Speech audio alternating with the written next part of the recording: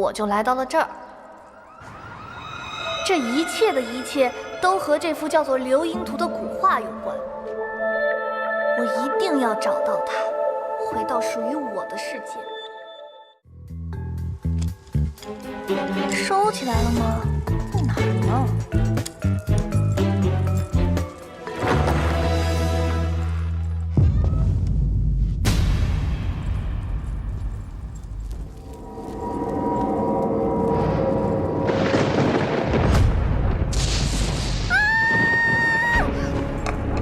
在找什么？走错了。说，谁派你来的？究竟有何目的？没有什么目的，你放手！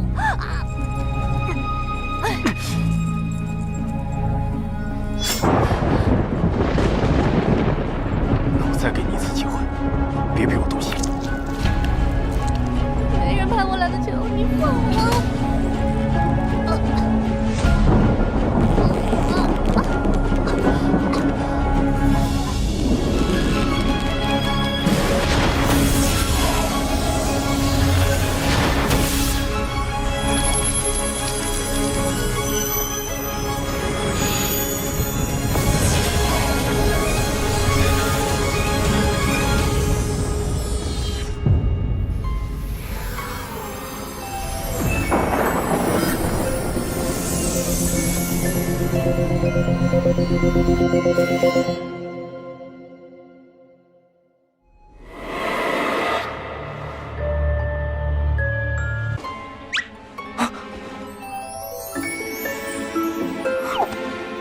我的天！我变成了苏千玉。千玉，你在说什么？你别碰我！想不到本王英明一世，竟然要用这么不体面的方式存活于世。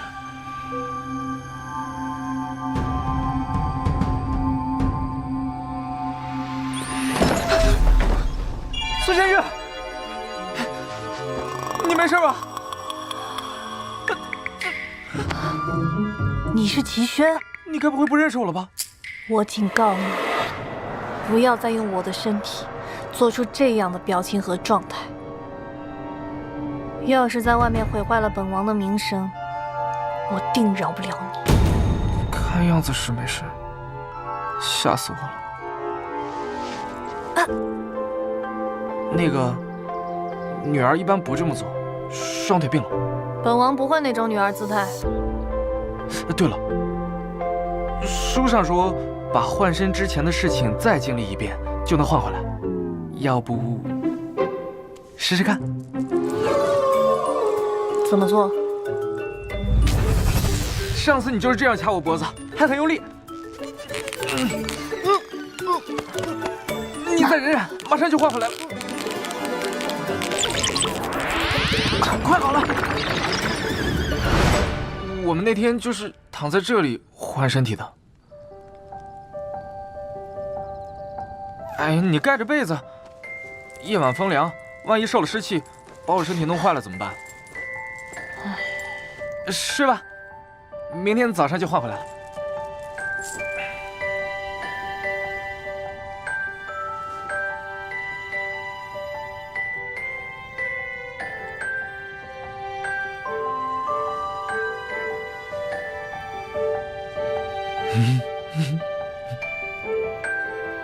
我第一次跟自己一起睡觉。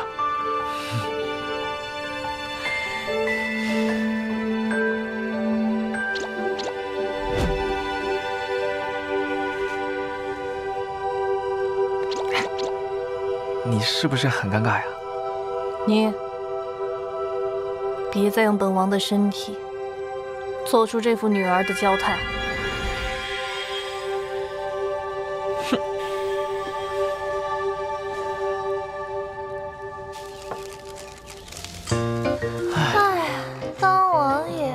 真是爽啊！王爷，您看这样舒服吗？舒服舒服。王爷，您尝尝。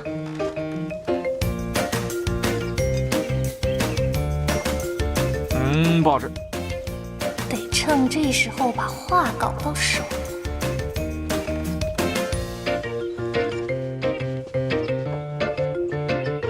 都下去吧。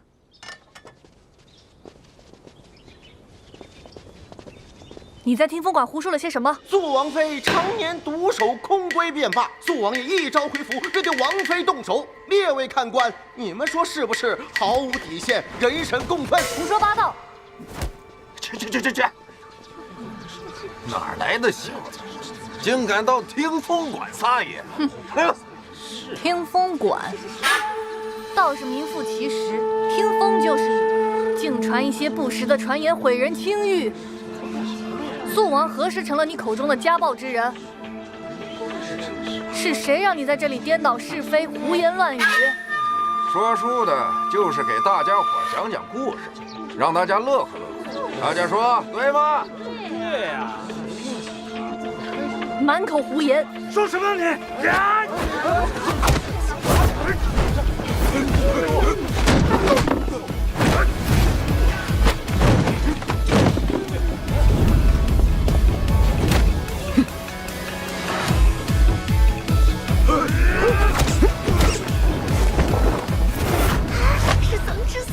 传说中美貌与智慧并存的新科状元，建朝以来翰林院最年轻的学士，坐拥万贯家财的金陵城首富之孙桑稚啊！听风馆早已名声在外，王掌柜的又是出了名的友善，现如今因为一点小小的误会，在自家门口大打出手，恐怕有失风度了。桑公子说的有道理，不过此人平白无故污蔑我等收钱，毁我名声，砸我饭碗。我岂能放他？谁需要你放？不服就来啊！阿轩，你跑那么快干嘛？你刚刚叫我什么？阿轩啊，你有没有伤到啊？刚才？桑稚在朝堂上一向跟我水火不容，我竟不知道他和齐轩这般熟人，他俩到底什么关系？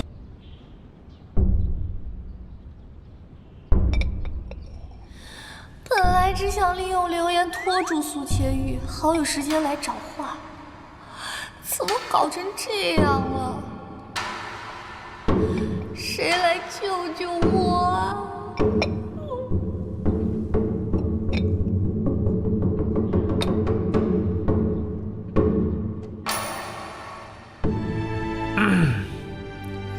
桑翰林突然造访，不知所谓何事？小官找的乃是王妃，不是王爷。桑翰林何时与王妃如此熟人？王妃不必解释，王妃有自己的个人交友权利，本王不会干预的。若非与王爷相识多年，这话我差点都要信了。臭小子，阴阳怪气给谁看？肃王对发妻打压、强迫，更是连最基本的信任都没有。自己敢做，就要承担后果。桑翰林慎言，你身为翰林院五品侍读，岂可对王爷不敬？如此口出狂言，王爷都不曾与你为难，足见王爷的胸襟。阿轩，你不用顾及他。他若是真的伤害你，我就算是告御状也要帮你。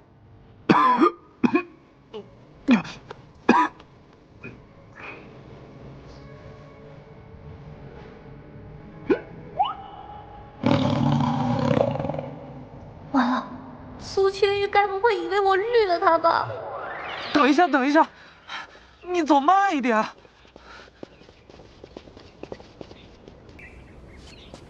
有什么事刚刚正厅不能说，非要回寝殿，被小人看到了，我多没面子啊！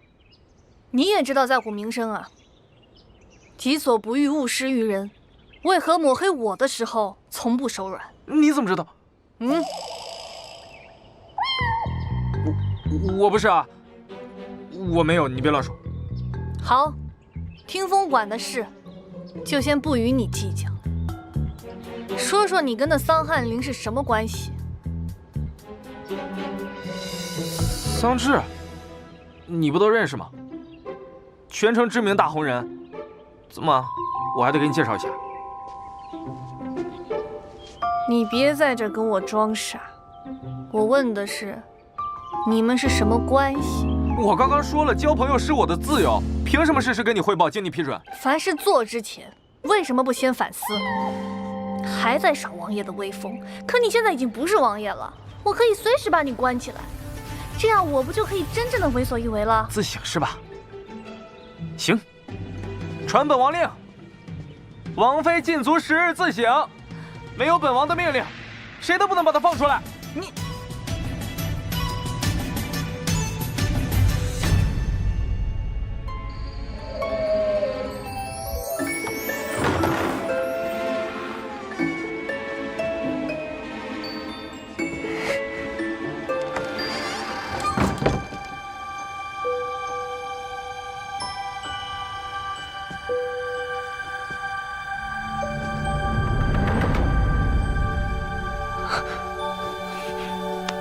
阿弥陀佛，阿弥陀佛，我只是来找浮华的，不要怪罪，不要怪罪，不要怪罪，不要怪罪。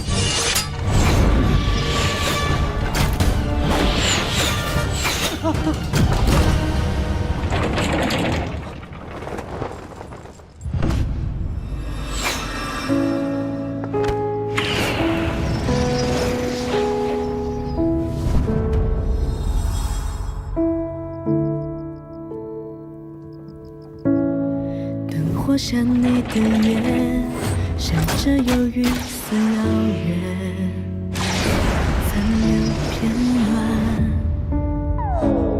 时间转身背靠，回忆空中乱绕。It's still you， 人海里若没你的笑，暗迷了路，失了方向。流星的夜，为你绚烂，呼吸交错的心跳。这就被吓到了？你是不是有什么病啊？在自己家装这种要命的机关？防的就是你这种有心机的人。懒得跟你计较，还懒得跟我计较。要不是我及时赶到，恐怕你早已被扎穿了。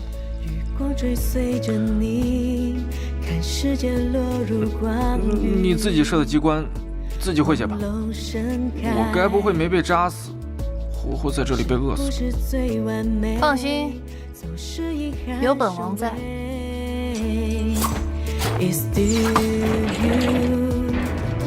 让梦延续一点余香，困住思念最后模样。哇，你也太厉害了吧！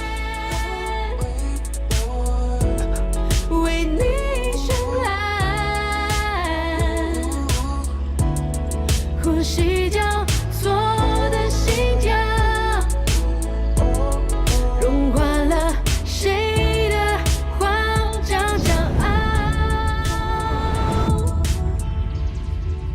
孤单摇晃，原谅我的慌乱。如果你能看见此刻。我脑海里烟花和你的美好，只想站在身后，看你自由，看你微笑，流星的夜，为你绚烂。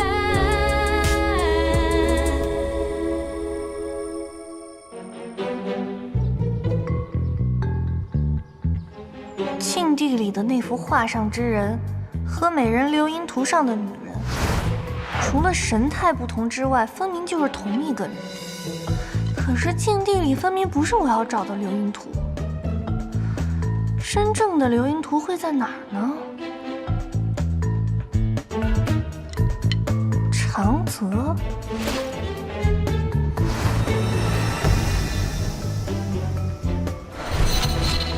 那幅画作肯定跟流萤图有关。你没看错吧？奴婢绝没有看错，大家都说王爷和王妃好得像蜜里调油。我一直以为千羽只是因盛情难却，才会迎娶王妃，没想到他真的动心了。准备好了吗？准备好了。老鹰抓小鸡，耶！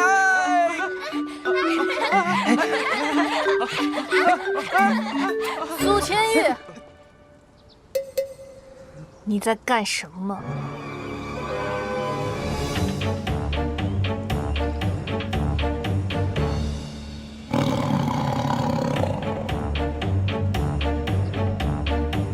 嗨，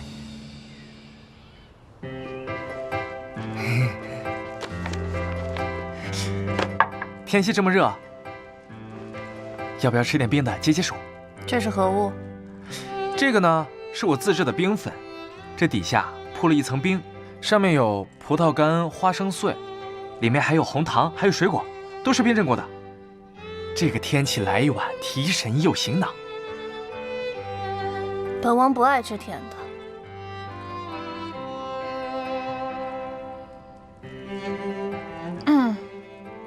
说吧，又有什么事情问我？我今天听到有个丫鬟说你变了，不是我变了，反正就是他们看出来了。丫鬟在背后讨论主子，立刻军法处置。哎呀，这不是重点，重点是他们都能看出来。这要是出去之后，我们会不会穿帮呀？他们会不会觉得我是个妖怪，把我给嘎了？哎呀，你快教教我，怎么做才像平时的你？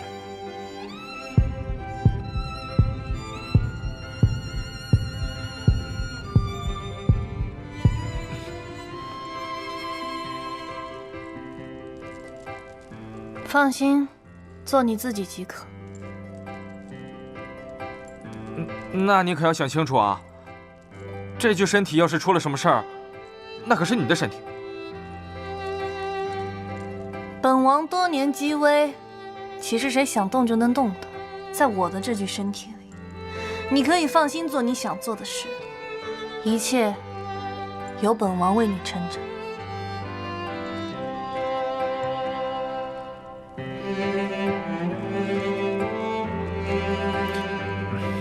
那既然你说我想做什么就做什么，那我现在命令你，把它喝掉。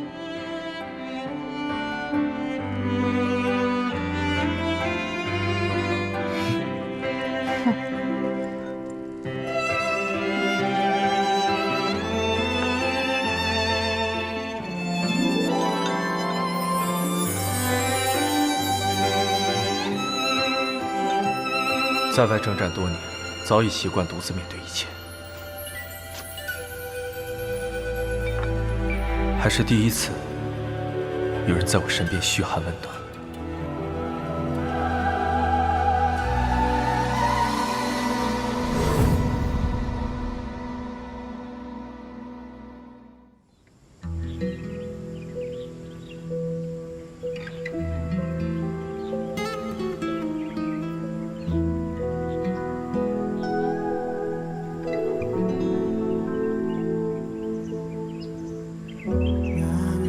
你是患者齐轩的丈夫？我是。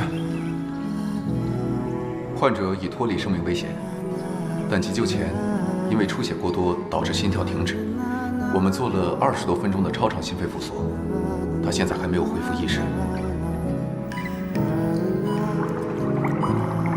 什么意思啊？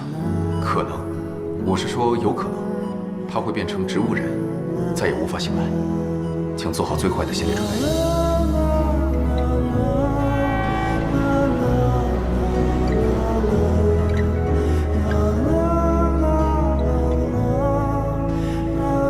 齐全，你还记得我对你说过的话吗？什么话？自母亲死后，我再没有了家人。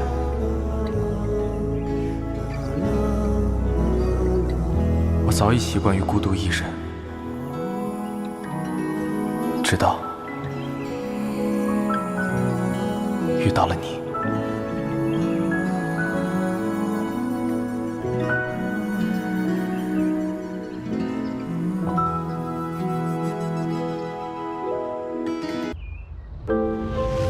哎呀，你快教教我怎么做才像平时的你？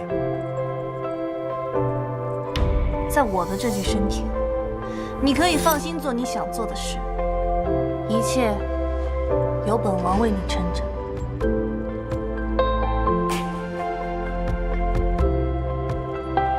在外征战多年，早已习惯独自面对一切，还是第一次有人在我身边嘘寒问暖。这就是母后所说的被人牵挂的感觉吧？没想到你竟然能被一碗冰粉干倒，好些了吗？我叫他们给你煲了点汤，趁热喝。我自己来。哎呀，这很烫的，我喂你吧，你别洒了。啊。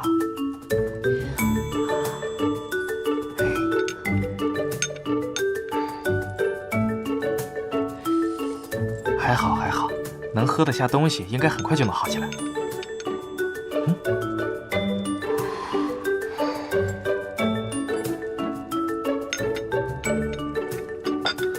你可要保护好我的身体哦，我还想早点换回来呢。你这般担心本王，就是怕我死了，耽误你换回来。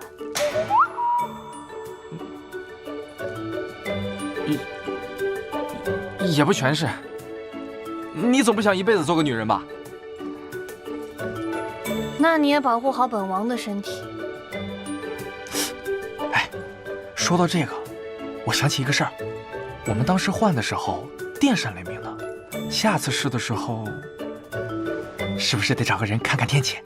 我跟你说了多少次了，别用本王的身体做出这副女儿的娇态。谁稀罕你这个破身体啊！我要是能换回来，1秒都不想多待。你去禁地是受何人指使？要不要告诉他我找画的原因啊？说不定他知道画在哪。不行，他会不会以为我疯了？我只是觉得我是这王府的主人，我假扮的主人。我是不是得了解了解这王府禁忌是什么原因造成的，对吧？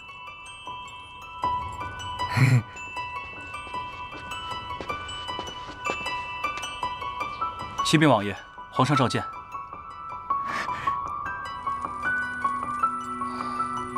你安心休息，我去就来。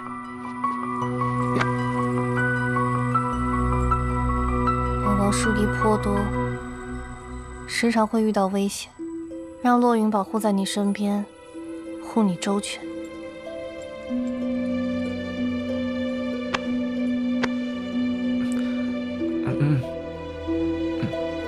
好。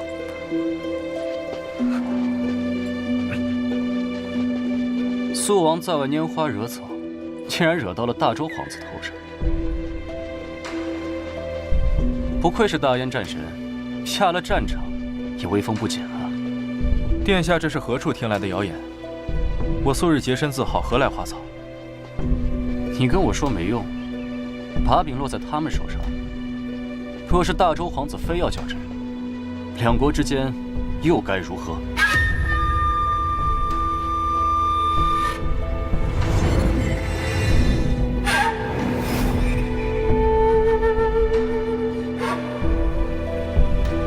大周是在试探大燕的底线，我只是直接断了他的妄想，以绝后患。希望真能如堂弟所说，本王拭目以待。陛下明鉴，大周皇子所说调戏其爱妾一事，纯属误会。起因是千玉在街上偶遇一女子，她浑身是伤，神色惊慌，又听其遭遇其夫君毒打。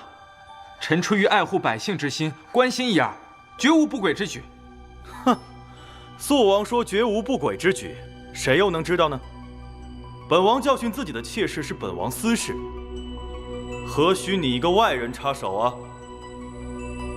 话可不是这么说的，不知者无罪。本王那时并不知这位姑娘是您的夫人，施以援手，何错之有？肃王爷亲口承认怂恿本皇子爱妾逃跑，就是公然打本皇子的脸啊！皇子先别动怒，此事应有误会，不如先听肃王的解释。解释？解释什么？那也是皇子对女子动手，有错在先。你就是他口中那个一有不顺就打他的野蛮丈夫吧？喂，他那小胳膊小腿的哪受得住你的力气啊？打女人你还是不是男人了？岂有此理！明明是你做错事在先，现在反过来折辱本皇子。皇上，这就是你们大燕的待客之道。若是如此，我看这何蒙书不签也罢。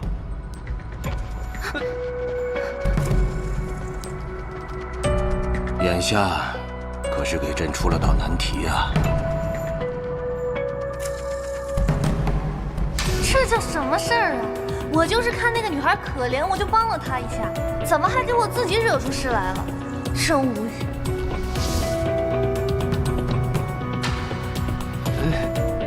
是臣思虑不周，后果微臣愿一力承担。承担？不知肃王想怎么承担？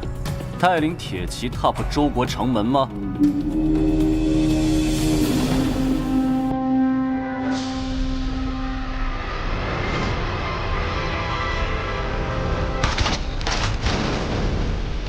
不可！哦，为何不可？废话，让我带兵，还没开打我就先挂。出兵打仗，劳兵伤财，有兵不血刃的方法，岂不是两全其美？千玉所言正是朕担忧的，但如何兵不血刃，却很难。儿臣与周国有几分渊源，若千玉不弃，可一同前往说服大周皇子签下和盟书。所以意思是，只要大周皇子愿意签下和盟书就行。当然。不就是让甲方签单吗？这题我熟啊。哼。不劳太子费心，臣定不辱命。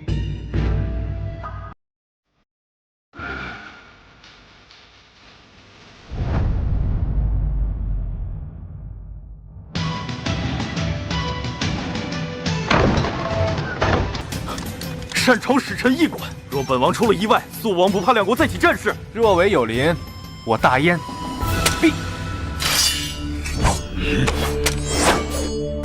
奉为上。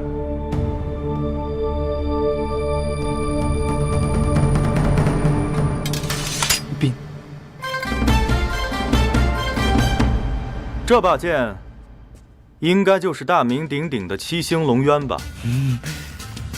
听闻皇子好宝剑，本王代表大燕将此佩剑送上，希望皇子满意。满意？既然满意的话，要不咱们换个地方，将之前的误会好好解开一下。肃王爷怜香惜玉，公然怂恿本王子的小妾出逃，这般惊世壮举，你已亲口承认，谈何误会啊？皇子误会了，我当时救尊夫人的时候，完全不知道她的身份。我就看她是一个异族姑娘，然后在我们大燕又浑身是伤，我就好心施以援手，绝对没有半点不轨的想法。此话当真？千真万确。皇子明鉴，我与王妃情投意合，间谍情深，众人皆知，跟尊夫人没有任何不正当的关系。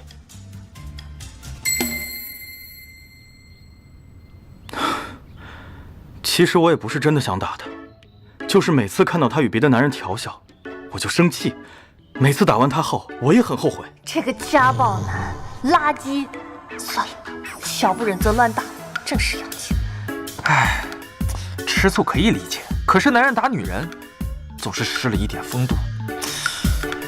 女人是用来宠的，你得对她好，这才是留下她的法宝。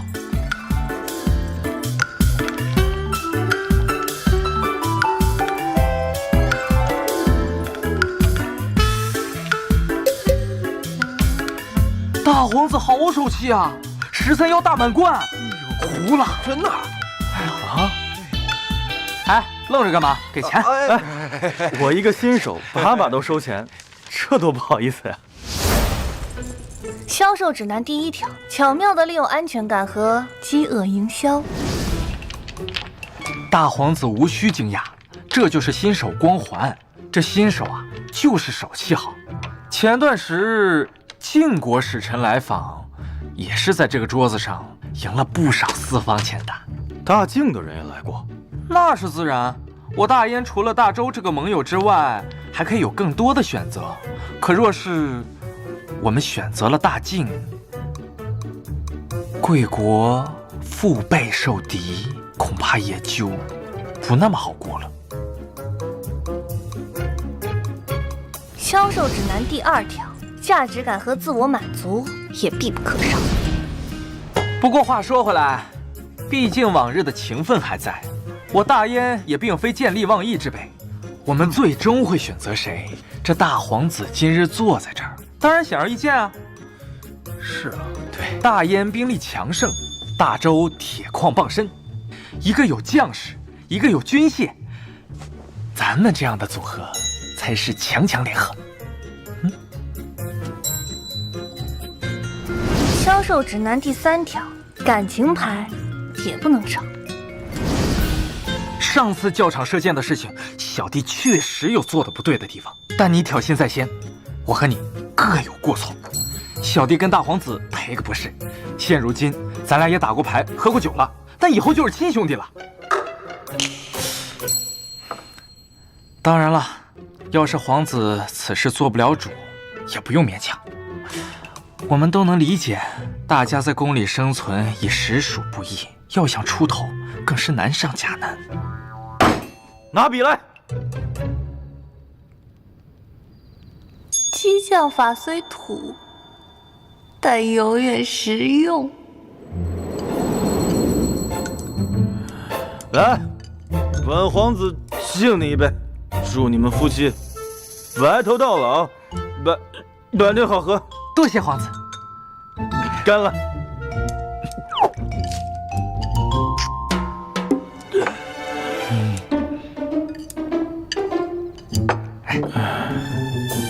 早就听闻你们大燕人专情，当年王爷仰慕于先皇后，可又碍于皇上的面子，不敢表露，直到最后娶了正妃进门，都不肯圆房哦。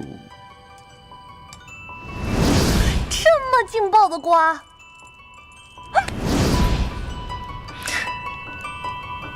如此宫廷秘辛，皇子是如何得知的？大周和大燕争斗了几十年，自然是有点手段。打听到你们宫墙内的事情，想当年老王爷骁勇善战，却一夜之间卸甲归田。我们的探子也是费了好大力气，才打听到这么一点消息。不说了，喝酒。干！什么？他竟然带着大周皇子在醉金楼鬼混？是啊，王爷这么做真的太过分了，没把王妃您的名声放在心上。哼，竟然带着别的男人去喝酒。我不回去。肃王府那个破地方，真以为谁都稀罕。小心隔墙有耳，王爷慎言。慎言个屁！我就说狗屁！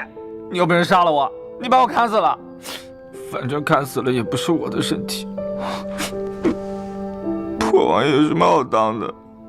整天提心吊胆的，这个不对那个也不行。老子就想一趟不起，反正不用上班还省事。一个没看好你就出幺蛾子，你真是不让人省心啊！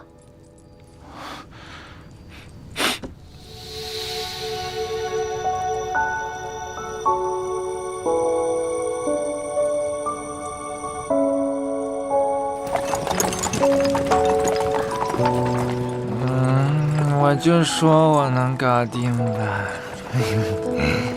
乐园，乐园，你把和魔术拿来看看。想要对付大周，用武力即可，何必这样委屈自己？也不知道你到底是如何说服那大周皇子的。兵不血刃，免去沙场之苦，也的确不失为良策。嫁进王府时哭哭啼啼，现在这样机灵坚韧，你到底有几张脸？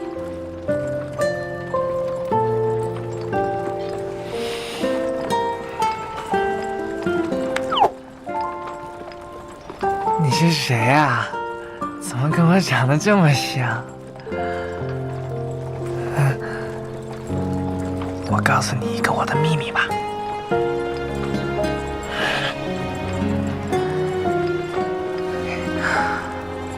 我其实来自一个很远很远的地方。你糊涂了，太傅府虽远，不过也就半日脚程。我说的不是呢，我说的是我的家。你若想回家，本王明日便派人送你回去。真的吗？本王从不食言。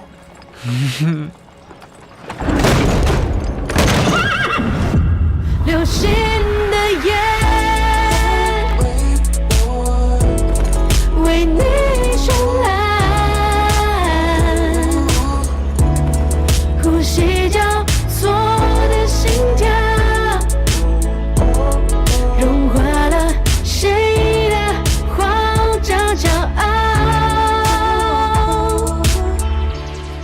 让孤单在摇晃。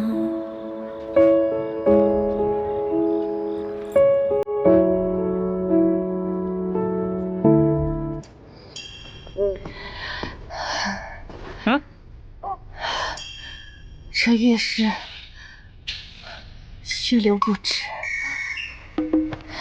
真的不会有事吗？哎呀，死不了的，揪一揪气的。为何会腹痛如刀绞？正常，习惯就好了。还好疼的不是我。你说什么？没什么。天色不早了，爱妃早点休息吧。你月月都会如此难受吗？是啊，现在你知道我有多不容易了吧？是你身子太差。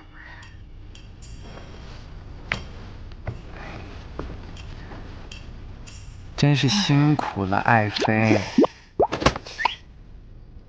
你别太过分。睡下睡下。你干嘛？我的双分你吧。这本就是本王的请殿，要走也是你走。哎呀，你别那么抠门啊！大不了以后我也分你一半。别动。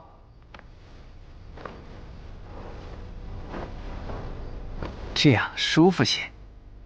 晚安。嘿。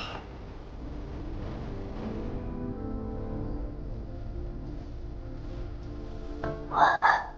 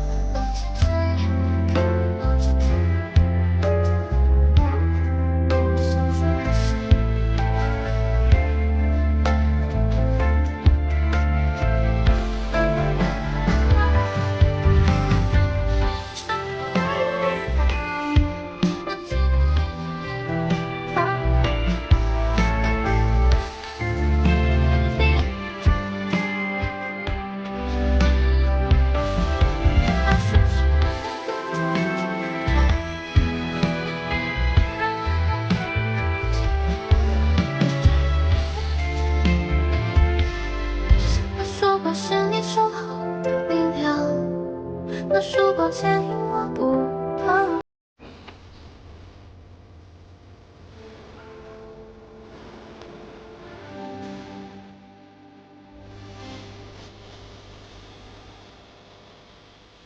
趁他睡着，我得再去禁地看看，一定有什么线索被我漏掉。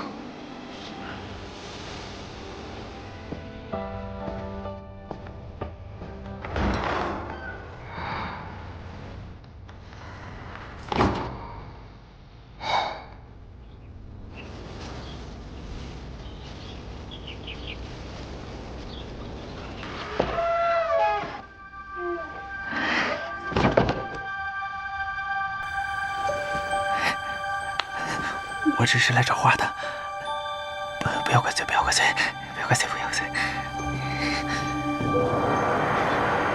不要怪罪。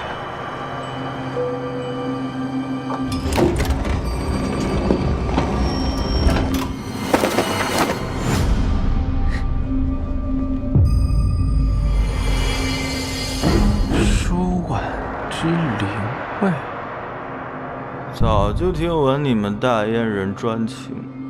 当年王爷仰慕于先皇后，可又碍于皇上的面子，不敢表露。老王妃的闺名不叫舒婉，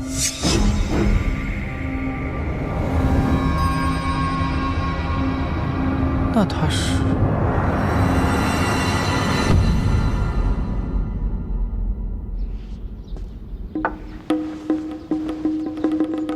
你先下去吧。表小姐，王妃今日来了小日子，身体不适，是王爷嘱咐让王妃多休息，所以才起晚了。表小姐勿怪，王妃现在可经不起任何惩罚了。你是在拿王爷压我？王爷与我夫妻和睦，表小姐通情达理，岂有责怪之理？你下去吧。我以为你近日收敛了许多，结果还是这样没规矩。哦，那原来的我是何模样？不守规矩，肆意妄为，牙尖嘴利，丝毫没有一个王妃的样子。原来他之前在府里也是这样，好像是他的脾气。府里常年只有姐姐和我家王爷。现在人口添了，倒也是热闹了许多，就是要劳烦王姐费心了。我不喜欢你，我只是性情直率，若是长期相处，但是我很羡慕你。是千玉点醒了我，一直以来，我都想把你培养成一个合格的王妃，做千玉的贤内助，但实际上真正在乎这些的，只有我自己。王姐这些年做的，千羽都记在心里。其实我很羡慕你的肆意、自在。千羽说的对，我也应该有我自己的生活。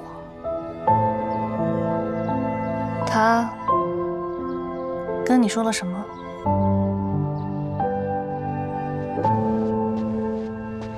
千羽，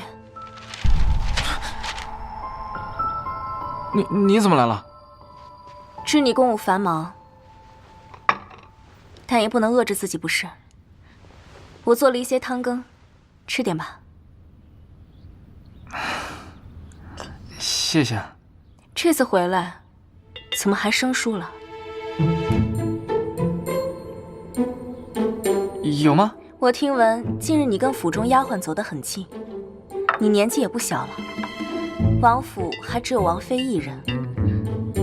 我知你不重女色，但是也应该为王府开枝散叶了。在我面前重拳出击，对着苏千玉这么和蔼可亲，真双标。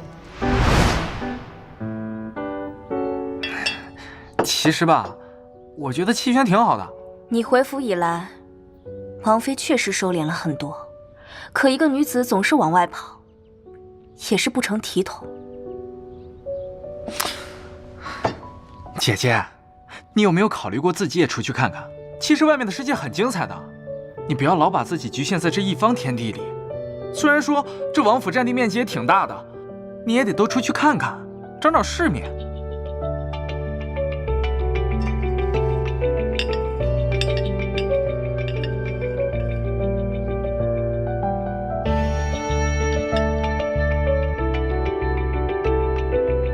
王姐，我是不是说错话了？没事，我先回去了。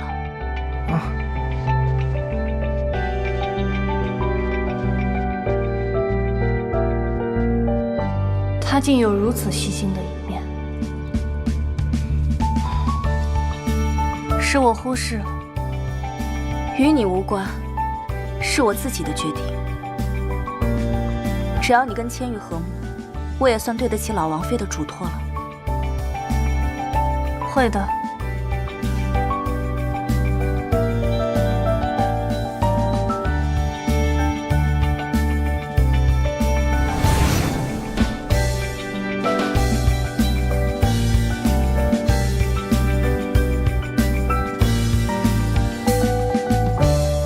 我叫齐轩，是一名古画鉴定师。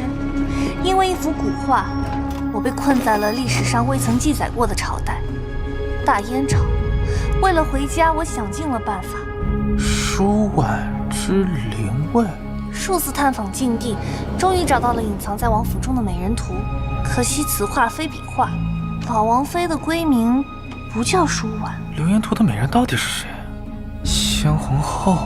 那么流言图的真正作者……陆源，本王有点小事想问问你。王爷请讲。这老王爷的表字为长泽，那你知不知道皇上的表字是什么？本王没有别的意思，只是一时想不起来了，你提醒提醒我。此事就你我二人，但是勿发。是长泽长渊，可这若不是老王爷所画，难道那他是皇帝画的？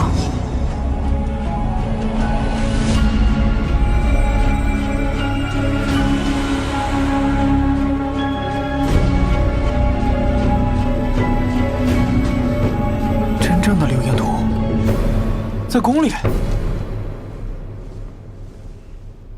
王爷，宫内传召。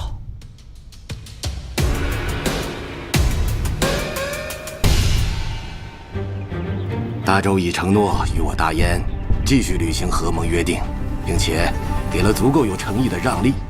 这一次，签约，你功不可没。是陛下治国有方，才让大周有此回应。微臣只不过侥幸得了个小小的便宜。外界传你手段凌厉，不近人情，可眼下在朕看来，你却大有进步。恩威并施，走怀柔之策，方可走得更加长远。是陛下指导有方。苏王果真通透，千人千面的功夫让人琢磨不透啊！怪不得能手到擒来的拿下大周的合盟书。桑翰林有所不知，此次能搞定大周，全靠王妃倾囊相授。所以要论功劳，王妃该居首功。王妃确实聪慧过人，家有此妻，定是幸事。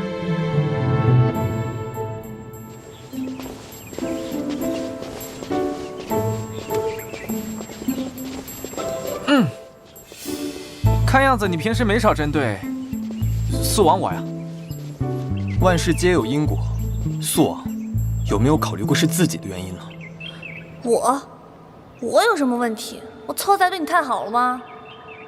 苏王妃今日身体欠佳，你却只顾在朝堂拉拢人心，苏王如此做派，不配丧之，以礼待之。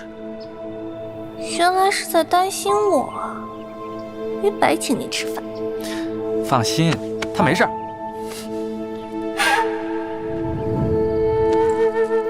这是在干嘛？姑娘，你是第一次出门吧？这是状元楼1年1度的灯谜大赛，花灯越少的区域越难，由易到难依次通关，中间那个就是最难的。头奖是一只步摇，你们小姑娘的肯定喜欢。不就是做题吗？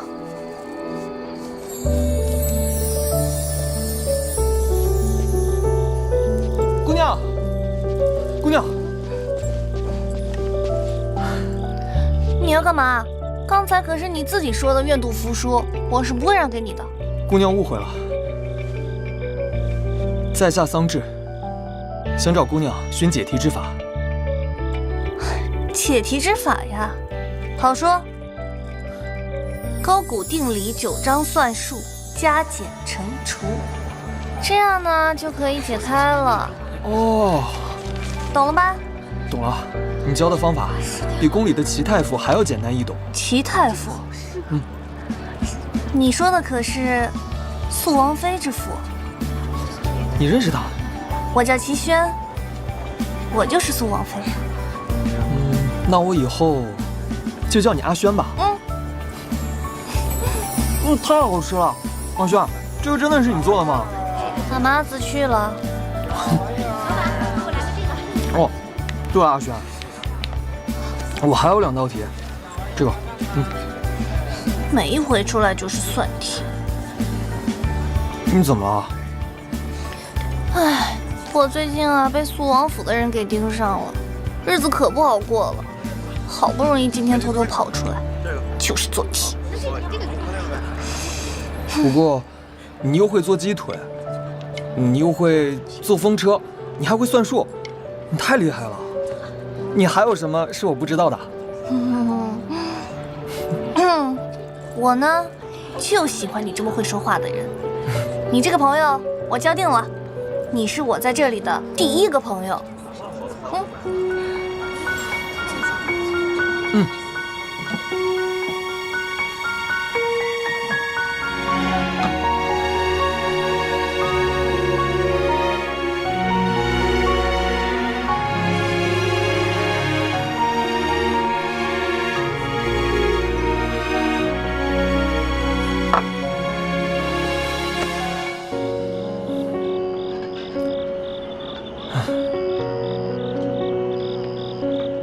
你若只会伤害他，为何不放他自由？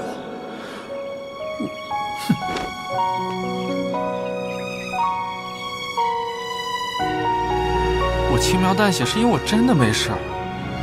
得嘞，出来混迟早要还的。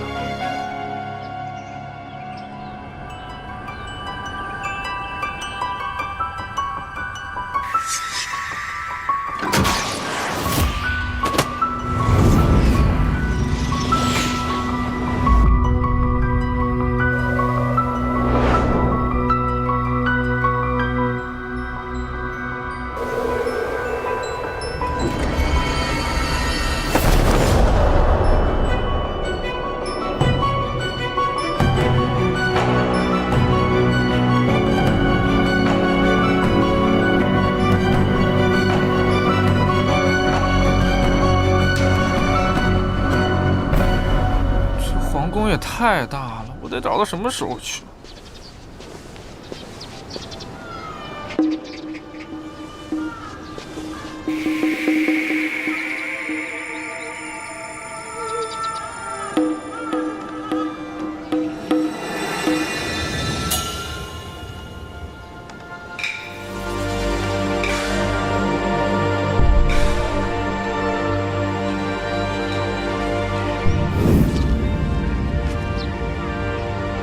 这女子看起来位分不低啊，难道是宫里的嫔妃？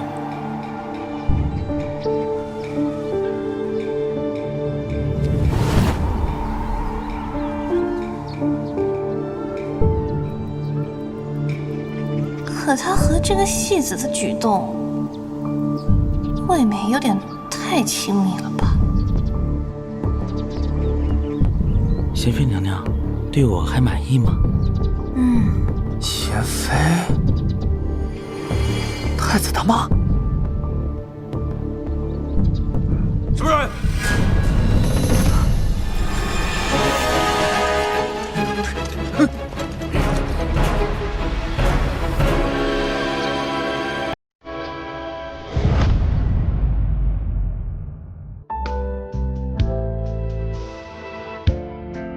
经1周了，你还没有醒过来。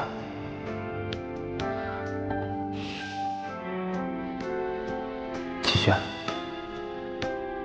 我不知道我还能撑多久。你以前说过，会永远陪着我。我去哪，你也要去哪，要陪我一起幸福到老。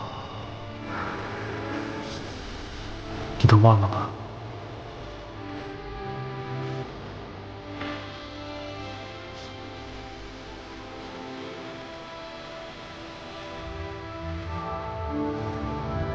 苏王爷身份尊贵，乃皇亲贵胄，听强哥这种阿杂之事做出来，恐怕丢了颜面。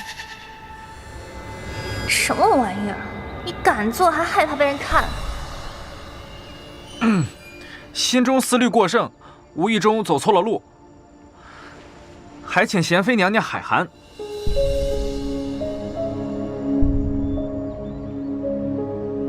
走错路？既然来了，就喝杯茶再走吧。是。苏王爷在朝中替陛下分忧不少，今天也算本宫替陛下略表犒劳。好。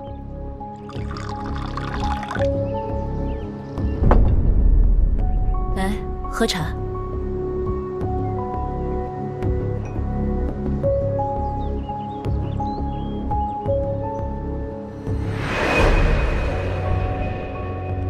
如何？我这上好的明前龙脊，可还对苏王爷胃口？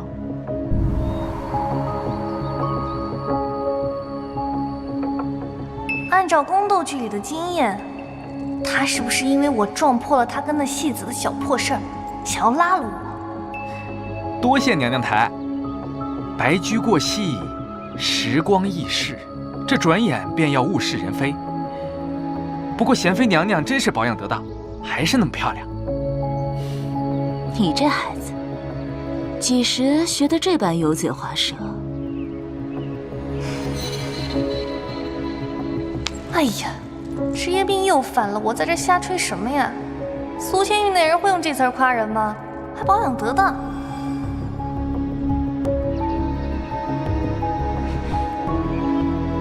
微臣今日尚有要事，便不陪娘娘听戏了。臣先告退。